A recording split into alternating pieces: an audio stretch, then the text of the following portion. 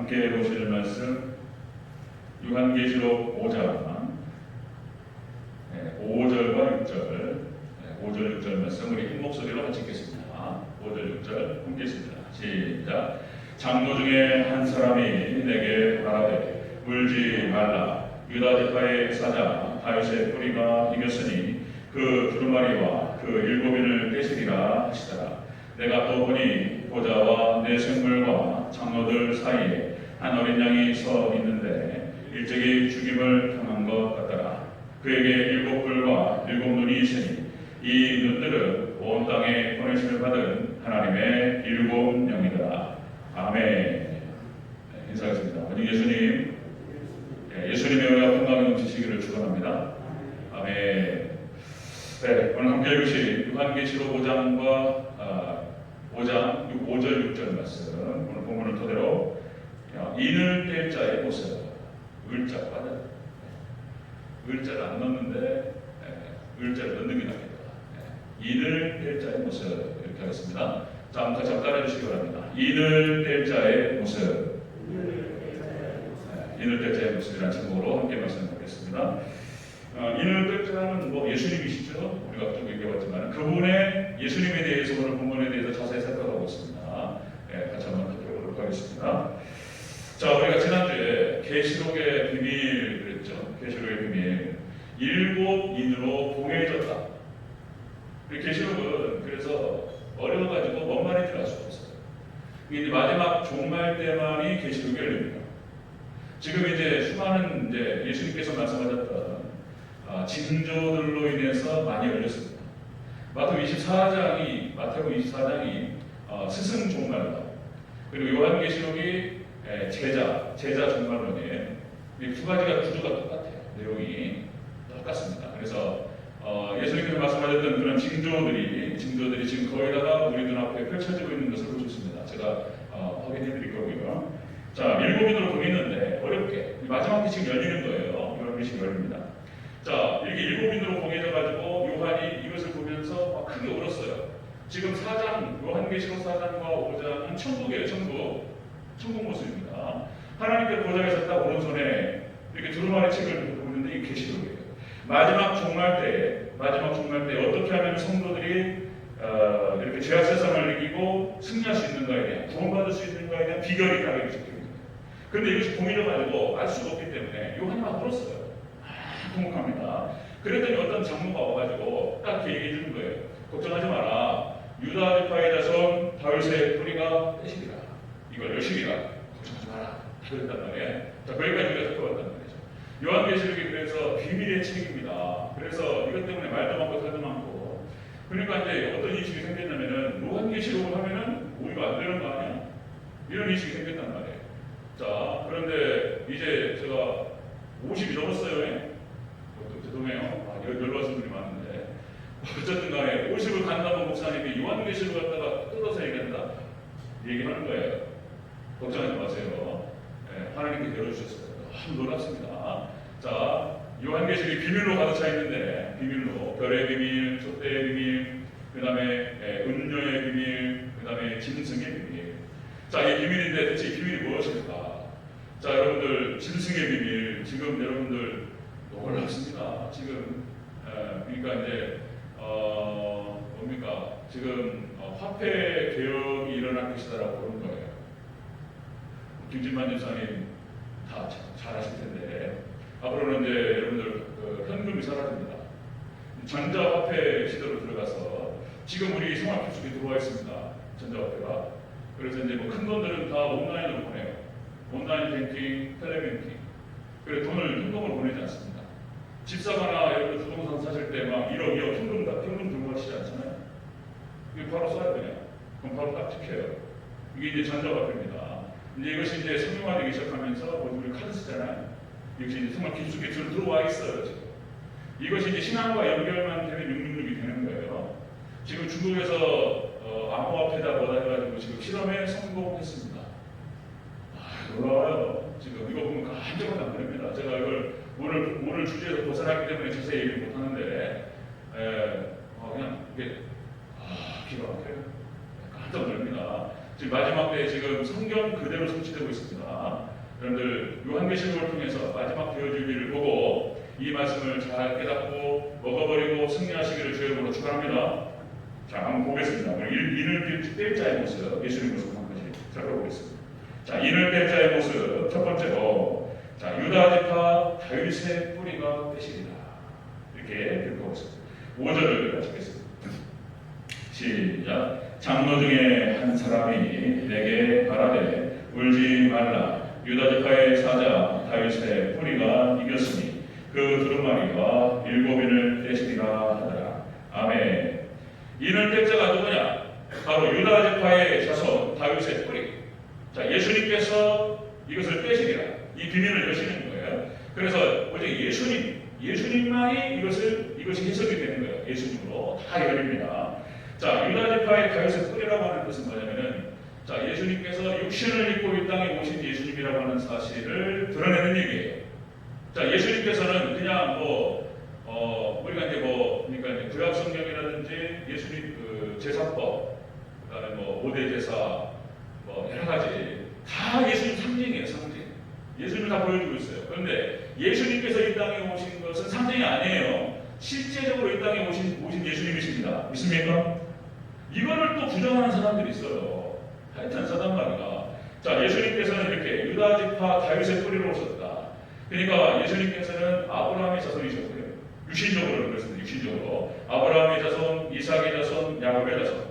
야곱의 넷째 아들 유다 지파에서 예수님께서 태어나십니다. 혈통적으로. 그것이 이제 우리가 마태복음 1장 그 족보에 잘 기록되는 것을 볼 수가 있습니다. 실질적으로 육신을 입고 이 땅에 오신 예수님이라는 사실을 본문에서 보여주는 거예요. 강조하는 거예요. 이 땅에 실제적으로 육신을 입고 이 땅에 오신 예수님. 왜 넷째 아들 유다 지파냐 말이에요. 유다 지파.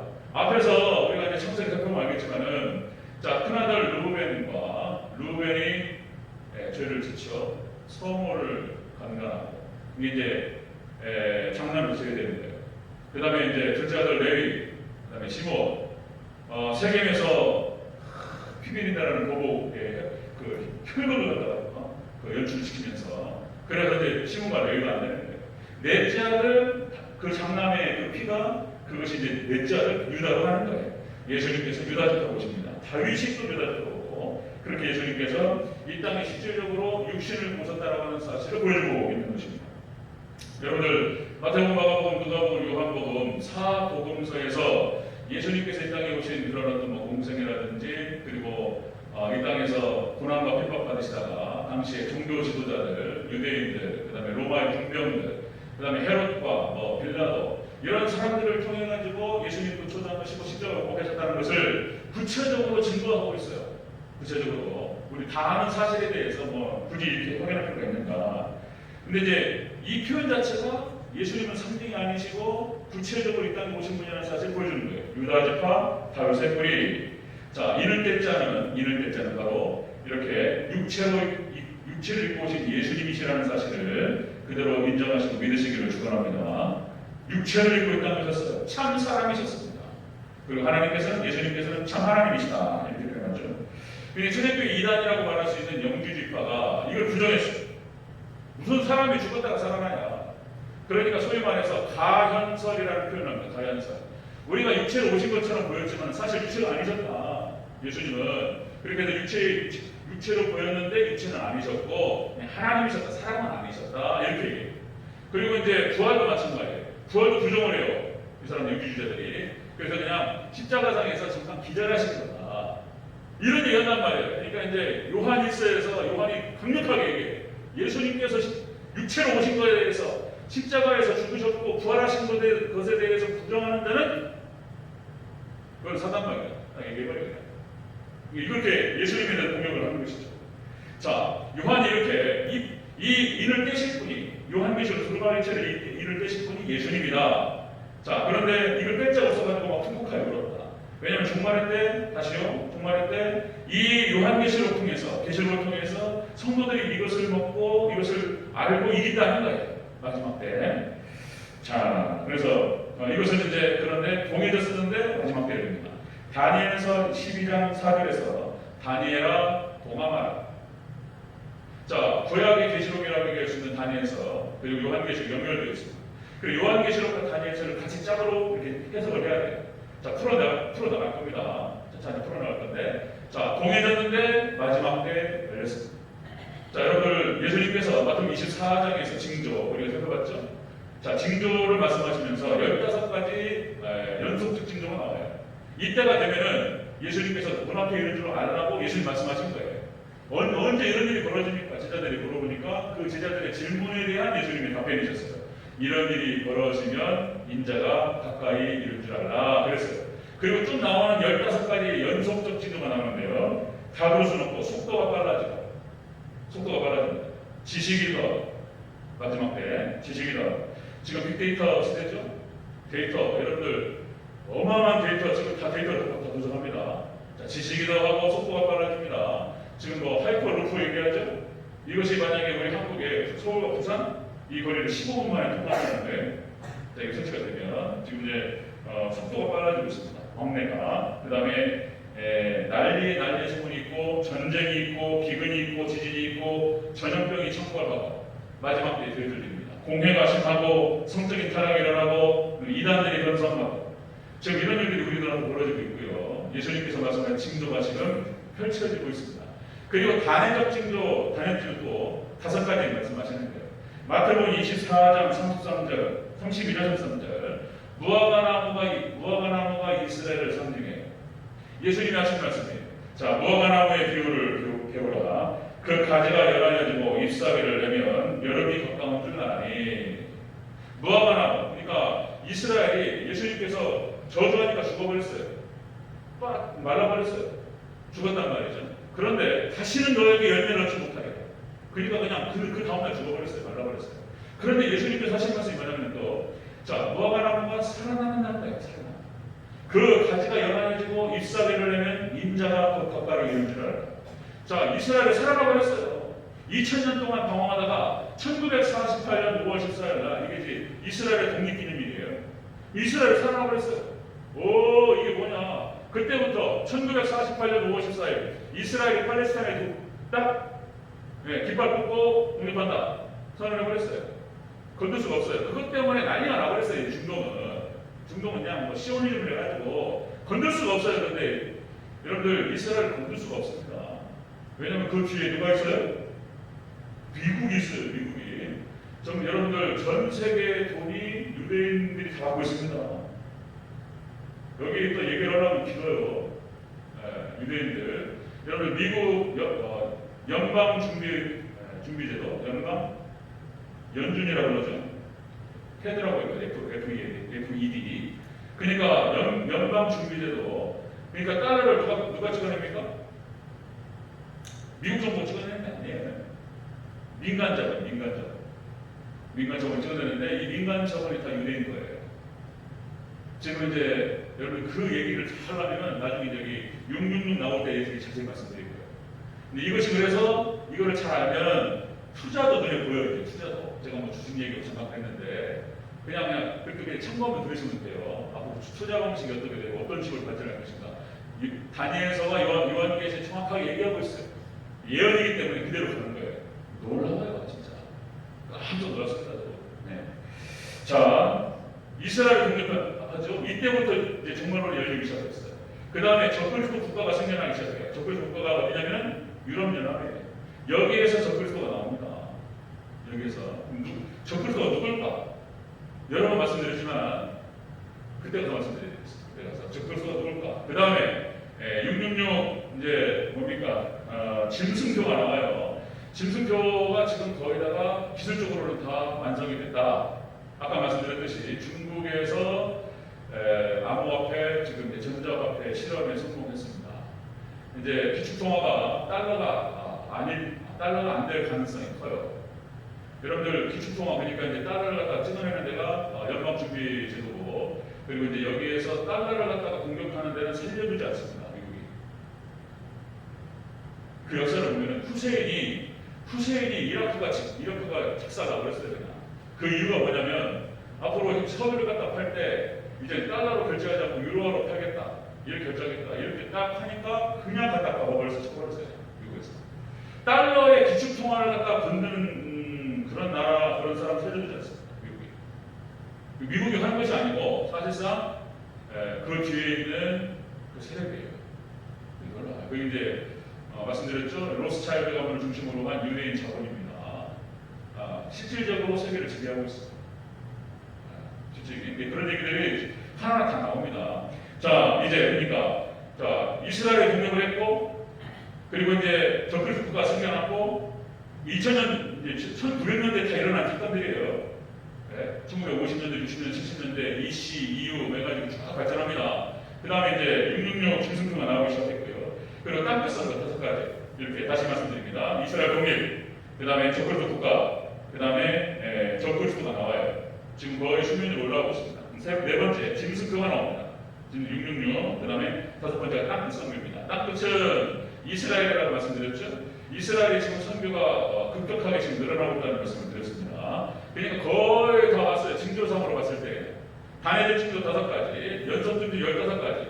거의 예수님께서 돈 앞에 이를 줄 알라 말씀하셨어요. 이제 여러분 현금이 사라지려면 얼마 안 남았어요. 5년 안에 사라지지 않겠나 싶어요. 5년 안에. 그럼 이제 우리가 결제한 모든 것들을 다 중앙에서 할 수 있습니다. 다 통제됩니다. 그 사람이 결제 방식을 보면서 그 사람이 이제 다 알아요. 다 정보가 다 떠야 돼. 이것이 이제 신앙과 연결되는 능력이 되는 거예요. 그런 자세한 얘기들을 같이 나누도록 하겠습니다. 자, 이를 뺄자는 이렇게 실질적으로 육신으로 입고 오신 예수님, 유다 지파의 뿌리가 육체를 입고 오신 예수님께서 되십니다. 자, 두 번째 보겠습니다. 두 번째, 이를 뺄자의 모습. 두 번째로, 자, 이분은 보좌와 내생물 장로들 사이에 계신 분이다. 이렇게 얘기됩니다. 자, 6절 초중반부를 같이 읽겠습니다. 6절 시작. 내가 또 보니 보좌와 내생물과 장로들 사이에 한 어린 양이 서 있는데 일찍이 죽임을 당한 것 같더라. 그에게 7 뿔과 7 눈이 있으니. 여기까지. 자, 하나님 보좌와 그냥 내생물이 천군천사라고 말씀드렸죠. 내생물과 그 다음에 장로들 사이에 딱 중간에 누가 서 계세요? 어린 양이라고 하는데 이분이 바로 중보자 예수님이십니다. 그러니까 이를 뺄자는 바로 이분이라는 거예요. 유다 지파의 다윗의 자손으로 오신 분이고, 그리고 이분은 중보자시라는 거예요. 하나님과 우리 인생들 사이에서 중보하시는 분이시다. 여러분들, 예수님 외에는 성경에서 분명히 얘기하고 있습니다. 예수님 외에는 하나님께로 갈 자가 없다.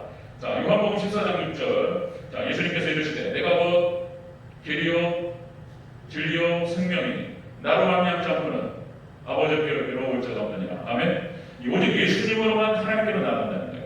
예수님으로만 정확하게 얘기하고 있습니다. 그래서 목회라고 하는 것이, 설교라고 하는 것이 다 그런 거예요. 예수님께로 여러분들을 이끌고 가는 거예요. 제가 예수님께로 이끌고 가고 예수님을 통해서 하나님께로 가는 거예요. 그리고 결국은 천국으로 가는 것입니다. 이거를 잘 할 수 있도록 저를 위해서 기도해 주시기를 부탁드립니다. 목회는 그런 거예요. 그러니까 성경 전체가 다 예수님을 상징적으로 보여주고 있어요. 모세가 예수님이에요. 예수님 상징입니다. 이스라엘 백성들을 출국시켜가지고 그렇게 애굽에 종되었던 그런 상태에서 이스라엘 백성들을 갖다가 탈출시켜요. 구원시켜서 광야 40년을 이끌고 가나안 앞에까지 딱 데려옵니다. 예수님 상징적으로 보여줍니다. 여호수아가 예수님이에요. 여호수아 예수님 상징이죠. 이름이 똑같아요. 여호수아. 구약에서 히브리어로 여호수아 이렇게 발음이 되고요. 헬라어로는 예수 이렇게 되는 거예요. 이름이 똑같습니다. 자, 여호수아를 중심으로 해서 가나안 정복 전쟁을 펼치고 가나안 땅을 들어갑니다. 예수님께서 우리를 이끌고 여러분 천국 정복 전쟁을 승리를 이끄실 줄로 믿습니다. 그 다음에 이스라엘 백성들이 가나안 땅에 들어가서 이제 사사기 시대가 열리죠. 사사들이 또 구원자라는 표현을 써요. 이게 다 중보자들이에요. 이 사람들이 중보자. 모세, 여호수아, 사사들. 그리고 구약의 이스라엘 선지자들 다 중보자들입니다. 다 예수님을 상징적으로 보여주고 이들을 통해서 하나님께 이끌어 가는 것이죠. 자, 광야에서 성막이 지어지고 성막에서 하나님께 예배드렸던 제사드렸던 방식이 다 예수님이에요. 양을 잡아서 소를 잡아서 대속제로. 이게 대속이라고 하는 게 그거예요. 이스라엘 백성들이 죄를 지었어요. 1년 동안. 대속제 하루를 잡아가지고 양, 숭배하는 양을 잡아요. 희생양을 잡아가지고 이스라엘 백성들이 모든 죄를 갖다 그 양에게 전가시켜요. 대제사장이 안수를 해요. 하나님 우리의 죄를 용서하옵소서. 그러면서 그 양이 대신 죽는 거예요. 이스라엘 백성들의 성막에서 제사 방식이었어요. 그럼 그때 그 양이 소가 대신 죽어요. 피를 흘립니다. 그리고 이제 그것을 통해서 하나님께서 받으시고 그 피를 받으시고 이스라엘 백성들의 죄를 용서하셨어요. 이것이 이스라엘 백성의 제사법이었어요. 그죠? 이것이 예수님을 상징하는 거예요. 모든 인류가 예수님을 통해서 예수님께서 희생양이 되셔서 우리를 위해서 대신 죽으시고 그리고 예수님과 연합됨을 통해서 우리를 구원받는 줄로 믿습니다. 이게 대속이라고 하는 게 그거예요. 대속을 이해를 못해가지고 그러니까 2000년 전에 죽었던 예수하고 나하고 뭔 상관이 있냐고. 그러니까 뭐 무슨 상관 있어. 그 사람이 죽었는데 왜 나하고 왜 무슨 상관 있냐. 그게 아닌 거예요. 이게 대속 방식이 성경의 방식이었어요. 이게 성경에는 있잖아요. 구약 성경부터 해가지고 좀 살펴보면 피가 막 튀어요. 남자예요. 피가 막 흐릅니다. 구약 성경 전체에 막 구약이 막 예수님의 피가 막 흘러요. 이제 예수님께서 초림 예수님을 오셔가지고 십자가상에서 죽으실 때 피를 다 빼요. 뭐냐? 성경에서 막 피 비린내가 있지 않은지. 그러니까 성경을 모르는 사람, 예수님 모르는 사람들이 성경을 읽잖아요. 그럼 뭐냐 이게? 제사장들이 여러분들 성막에서 제사 드릴 때 피를 받아가지고 짐승을 잡아서 피를 받아. 각을 떠가지고 다 불살라요. 피를 받아가지고 이렇게 가요. 그래가지고 이제 지성소로 들어가지고 시선자들 피를 뿌려요. 이게 뭐냐? 뭔 피 비린내가 이렇게 나고 뭐 이게 뭐냐 말이죠. 이 하나님께서 형경계시가 받으시냐? 이게 뭐냐? 그 이유가 뭐냐면 그런 겁니다. 그것이 이제 창세기 2장으로 가야 되는 거예요. 창세기 아담과 하와가 하나님을 반역합니다. 창세기 2장 17절에 하나님께서 말씀하셨어요. 선악을 알게 하는 나무의 열매를 먹지 마라.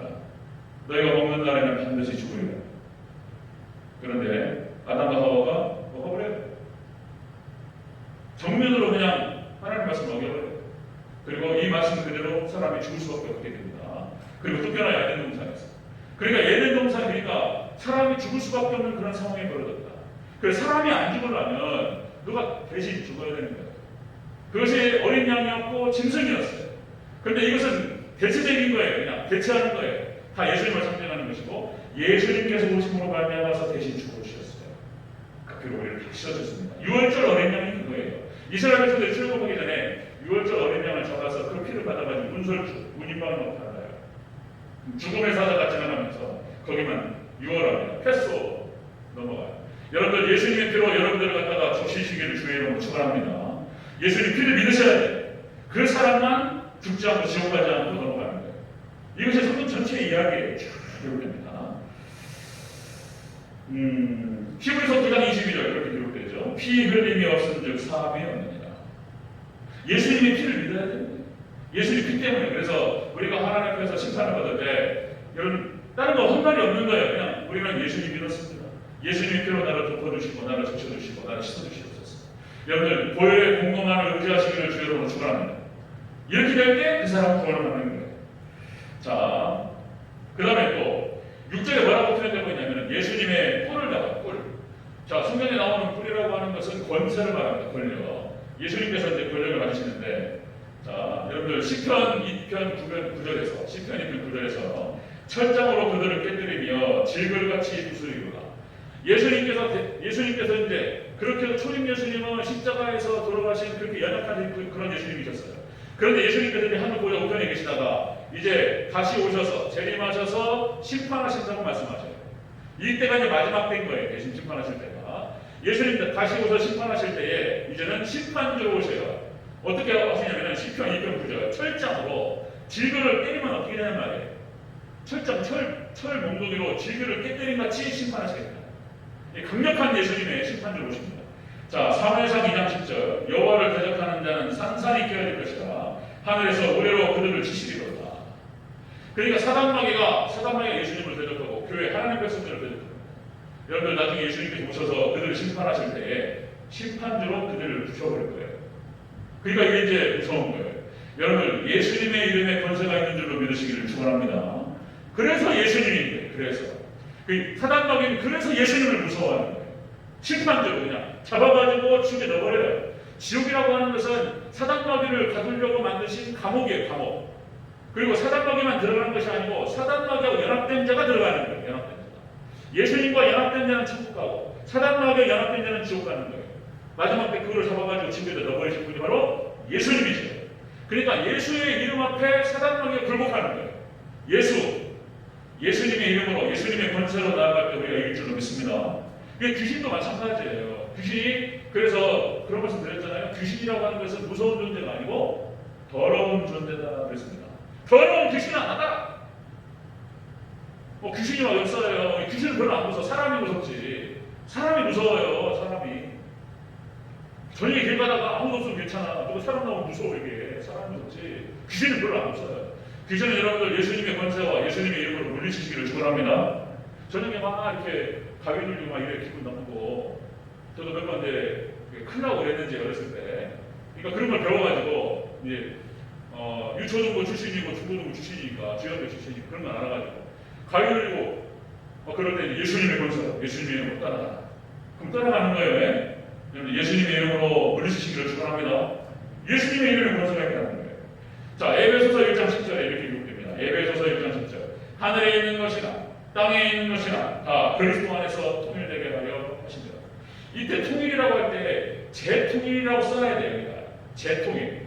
통일이 예술자 하늘에 있는 것이나 땅에 있는 것이 다 그리스도 안에서 통일되게 하려 하십니다. 하나님의 뜻이에요. 하나님의 뜻. 그리스도 안에 통일됩니다. 여기서 통일이 재통일. 자, 하나님의 은혜 가운데서 모든 것이 통일되어진 적이 있었어요. 그런데 죄로 말미암아 이게 틀어져 버렸단 말이에요. 그리고 예수님께서 결국 하시고자 하시는 것이 뭐냐면은 재통일시키는 거예요. 예수님이 재림하셔서 다시 통일시킬 줄로 믿습니다. 이 통일이 원어에서 그런 뜻이에요. 아나케팔리오마이. 아나케팔리오마이 뭐냐면은 통일인데 아나가요 다시라는 뜻이에요. 다시.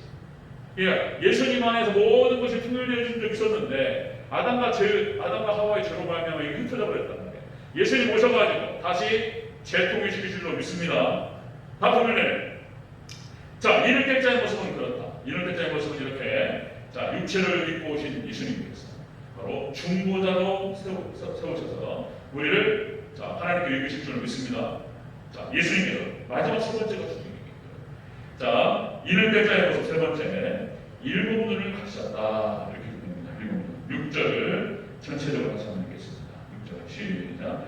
내가 또 보니 보좌와 내 생물과 장로들 사이에 한 어린 양이 서 있는데 일찍이 죽임을 당한 것 같다가 그에게 일곱 뿔과 일곱 눈이 있으니 이 눈들은 온 땅에 보내심을 받은 하나님의 일곱 명이라. 아멘. 예수님을 설명하다가 갑자기 성령님을 건너뛰어요. 그러니까 이게 하나님의 문법이 이게 참 헷갈리는 거예요. 6절을 읽다가 이게 뭔 말인지 모른단 말이에요. 예수님 시kan 얘기했어요. 내가 또 보니 보좌에 내 생물과 내 장로들 사이에 어린 양이 서 있었어요. 어린 양 예수님이잖아요.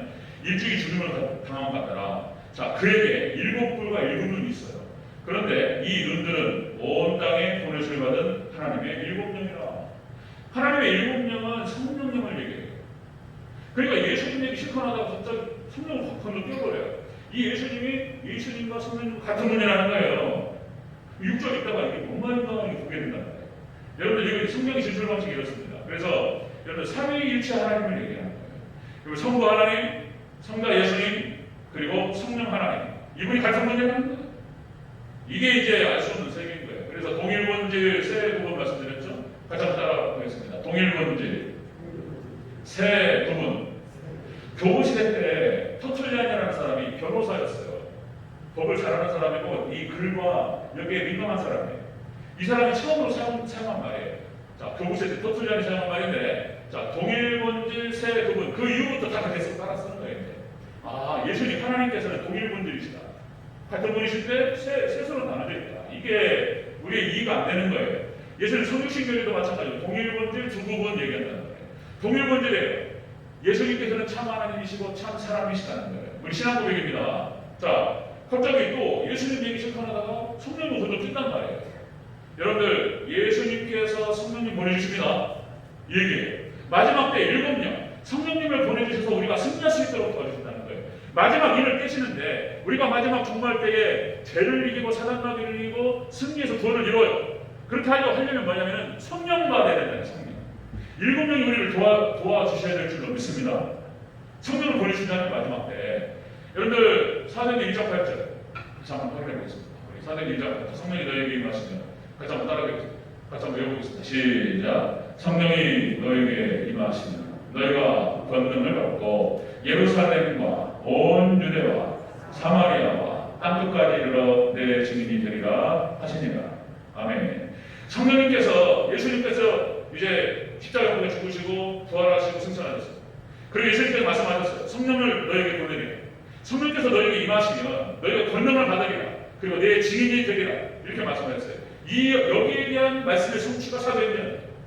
그래서 사도행전이라고 하는 것은 사도행전이라는 표현도 쓰지만 성령행전이라는 표현도 쓰는 거예요. 성령님께서 사도들을 통해서 하나님의 나라 확장, 교회 확장의 역사를 이루어가셨어요. 성령님께서 하신 줄로 믿습니다. 자, 사도행전 2장 사건에서 오순절날 성령께서 임하셨어요. 120명의 마가다라 보면서 막 오로지 기도, 이 약속을 받고 열흘 동안 막 기도합니다. 성령께서 강력하게 임하셔가지고 초대교회가 형성되어요.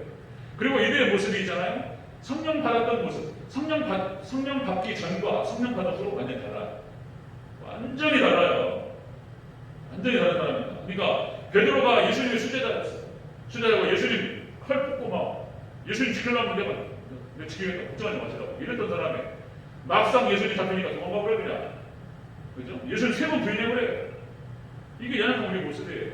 그런데 사도행전 2장 사건에서 성령 받고 베드로가 완전 다른 사람들.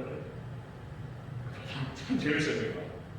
그러니까 사내들인 공회에서 이제 사내들인 공회 사람들이 종교 권력자들이 십자가에 못 박아버릴 수 있어요, 베드로를. 그러니까 사내들인 공회에서 벌벌 떨어가지고 3번을 부인했다는 거죠. 그런데 마지막에 요한과 베드로가 잡혀가지고 사내들인 공회에 가가지고 너네 예수님의 이름으로 예수 이름으로 말하지 말라고 그렇게 협박하니까 베드로가 이번에 뭐라고 합니까? 내가 보고 들은 것을 말하지 않았어. 내가 하나님 앞에서 사람의 말을 듣는 것이 중요한가 하나님 말씀을 듣는 게 중요한가 너희들이 판단한다. 죽이려면 죽이고. 그러니까 이게 사람이 달라요. 여러분 성령 받은 우리가 달라질 줄로 믿습니다. 그래서 사도행전 작성하면서 성령 세례를 여러 번 얘기했어요. 여러분 성령 세례를 구하시기를 축원합니다. 마지막 때 성령 세례로 이것이 약속되었어요. 약속. 신명기 11장 14절. 신명기 11장 14절 이렇게 읽습니다. 여호와께서 너희의 땅에 이른비와 늦은 비를 적당한 때에 내리시리니 너희가 곡식과 포도주와 기름을 얻을 것이다. 이른비와 늦은 비를 통해서 하나님께 구하시겠다는 거예요. 곡식과 포도주를 하나님께 주시겠다는 거예요. 요엘서 2장 23절. 자, 그가 너희를 위하여 비를 내리시되 이른비와 너희에게 적당하게 주시리니 이른비와 늦은 비가 예전 같을 것이다.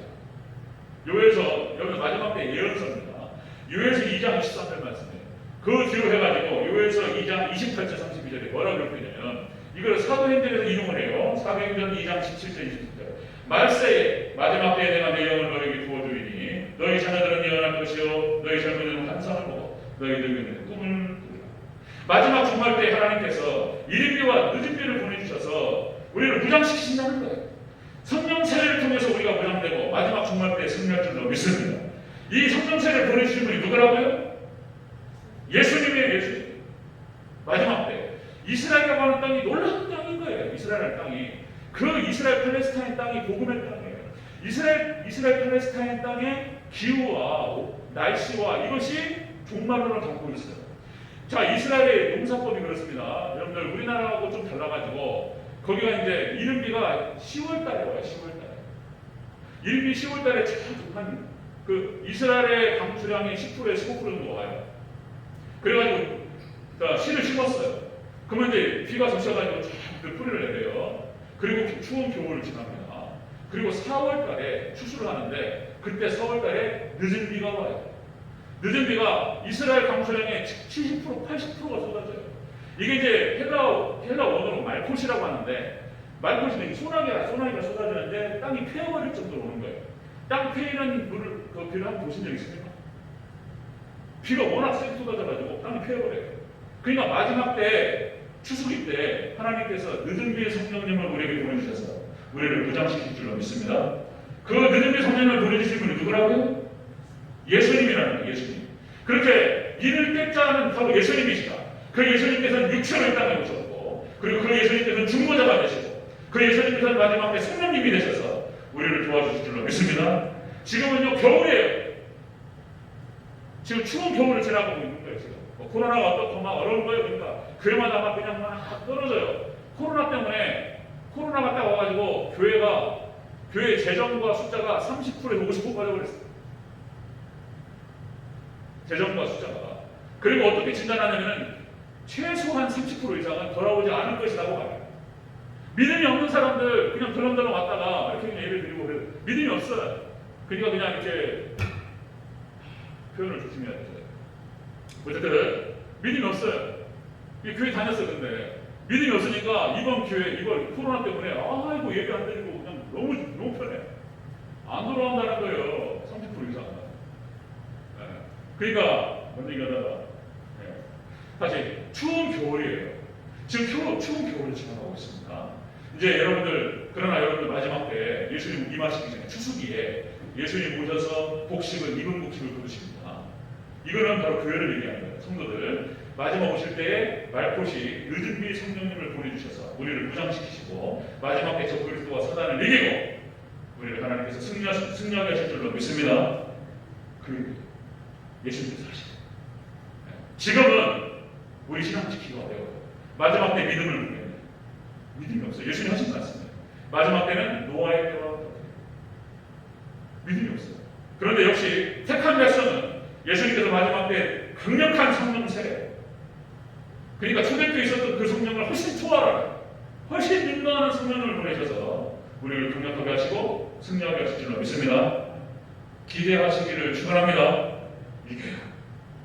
하나님 우리에게 성령 세례를 부어주시옵소서. 그렇습니다. 자, 인을 뗀다는 거예요. 인을 뗀다. 마지막 종말 때에 갇혀 있어요. 예수님이 떼십니다. 예수님이 떼시는데 그 떼시는 방식이 이렇게 육체로 오신 예수님께서 그분은 중보자이시고 그분은 성령님을 보내주시는 거예요. 마지막 종말의 때 7명을 우리에게 보여주시고 말꽃이 그냥 강력한 늦은 비를 쏟아 부어가지고 태워버려요. 그냥. 이걸 먹고 만물이 살아나버려요. 그냥. 우리가 살아버려요. 강력한 것. 사도 베드로, 요한, 사도 바울은 저희가 알아요. 그때 장로님들, 권사님들 지금 뭐 우리 신앙생활 막 겨울 지나면서 기도도 안 되고 막 신앙치가 어렵고 이러잖아요. 비실비실해요. 저도 마찬가지입니다. 비실비실하고 그런데 마지막 늦은 성령 오셔서 우리를 강력하게 하시고 우리를 통해서 승리하게 하실 줄로 믿습니다. 성령을 보내주신 그 예수님을 바라보면서 여러분들 마지막 늦은 성령 기대하시고 여러분들 마지막 때 꼭 승리하여서 예수님이 정결한 신부로 그렇게 예수님 공중에서 만나는 저 여러분 되시길 축원합니다.